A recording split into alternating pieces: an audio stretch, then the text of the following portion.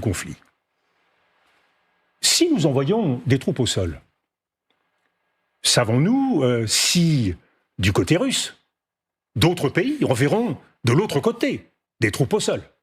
Est-ce que nous aurons des combattants africains? Est-ce que nous aurons des combattants asiatiques? Est-ce que nous aurons des combattants moyen-orientaux face à nous, dans ce Sud global qui a aussi envie de régler des comptes avec l'Occident? Première question, premier risque. A priori, ça semble pas un scénario privilégié. Mais si les Occidentaux, si les Européens, si les Français envoient des troupes là-bas, vous pensez que la solidarité ne jouera pas du côté russe? Je pense qu'il vaut mieux se poser la question. En tout cas, nos diplomaties n'ont pas fait ce qu'il fallait pour que la Russie soit isolée. Et si la Russie était isolée, ça se saurait. Je pense que nous sommes d'ailleurs davantage isolés, malheureusement, plus isolés que la Russie. Deuxième question majeure, nouveaux fronts, risque de nouveaux fronts. Moi, j'ai alerté, de partie de quelques rares voix qui a dit « Attention, l'Ukraine, c'est une situation dangereuse, mais que se passe-t-il s'il y a un autre front qui s'ouvre ?» Il s'est ouvert le front de Gaza et le front au Proche-Orient. Mais il y a d'autres fronts qui peuvent s'ouvrir. En Corée, en Afrique. Et alors, nous allons comme ça faire la guerre sur les 5 continents. Il faut prendre en compte cette réalité. Le monde ne se réduit pas au drame et à la tragédie ukrainienne. On peut considérer que parce que c'est sur le sol européen, il y a une responsabilité particulière on peut considérer des pays européens. Il se trouve que l'Amérique est une puissance globale et que nous prétendons est une puissance globale et donc que nous sommes concernés par les grands équilibres et l'ordre du monde. Et malheureusement, notre diplomatie ne joue pas suffisamment, ne prend pas en compte suffisamment ces désordres qui intéressent les Soudanais, les Congolais. Troisième risque, qui est important, le risque terroriste.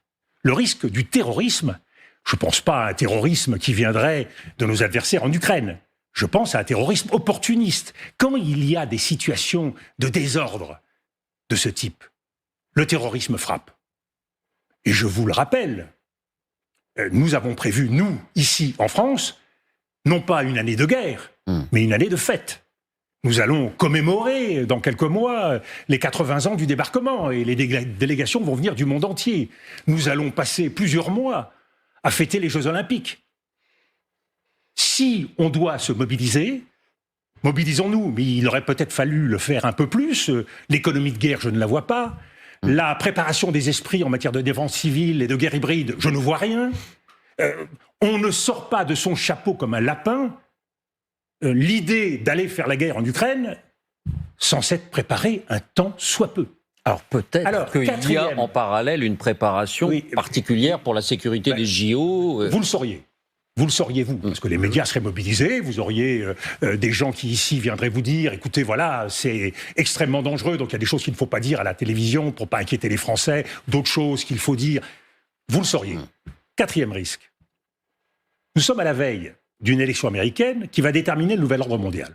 Il y a fort à parier que nous soyons partis pour un nouveau temps d'isolationnisme et de protectionnisme comme le monde n'en a jamais connu, voire de cassure de ce nouvel ordre mondial entre Trump et une Chine qui vient de fêter la réunion de son Parlement et qui se recroqueville, se resserre, se sécurise encore davantage. C'est un contexte général, mondial, qu'il faut prendre en compte. Et puis un dernier élément qui est peut-être l'un des plus importants, qui est le risque nucléaire.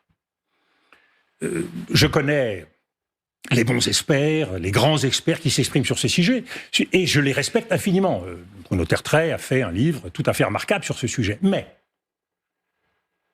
envoyer les troupes au sol, des combattants, nous place dans une situation en termes de dissuasion que nous n'avons jamais connue.